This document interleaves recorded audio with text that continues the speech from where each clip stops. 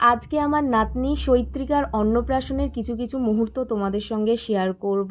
আর একটা বাচ্চার যে কী করে এত ধৈর্য ভগবানই জানে।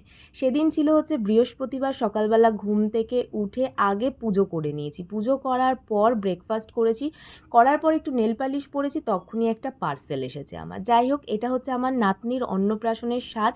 সেদিন হচ্ছে প্রচণ্ড গরম পড়েছিল, আর প্রোগ্রামটা যেহেতু দুপুরবেলায় ছিল তাই খুব হালকা সেজেছি আমি, একটা হালকা শাড়িও পরেছিলাম। ফাইনালি আমরা চলে এসেছি, আর এই হচ্ছে আমার সুন্দরী নাতনি চৈত্রিকা। আমরা যখন মোটামুটি পৌঁছেছি তখন কেউ আসেনি, একটু দেরি হয়ে গেছিলো সব কিছু।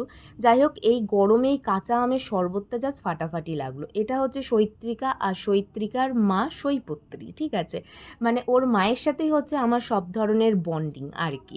আর একটা বাচ্চা মেয়ের এতটা ধৈর্য কী করে হলো আমি বুঝতে পারলাম না। মানে মা যে, তার কোনো ধৈর্য নেই, কিন্তু বেবির কী করে এত ধৈর্য হয়ে গেল সেটাই হচ্ছে আমি একটু কনফিউজড। যাই হোক, তারপরে আমি একটু বাইরে বেরিয়ে ওআরএস খেলাম, তার কারণ সেদিনকে আমার প্রচণ্ড শরীর খারাপ লাগছিল। আর এটা হচ্ছে আমার নাতনির ভাতের থালা।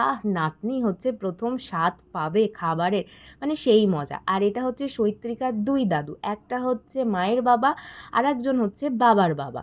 তো আমার নাতনি এই যে একটু নতুন স্বাদ পেল মুখে। ওর প্রচণ্ড ধৈর্য, এত গরমের মধ্যে আমরা বড়রাই নাজেহাল হয়ে যাচ্ছিলাম।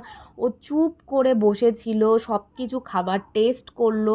যারা ক্যামেরাম্যান ছিল তারা ফটো তুললো, মানে ও ক্যামেরার দিকে লিটারালি ফোকাস করছিল, আমি সেগুলোই দেখছিলাম।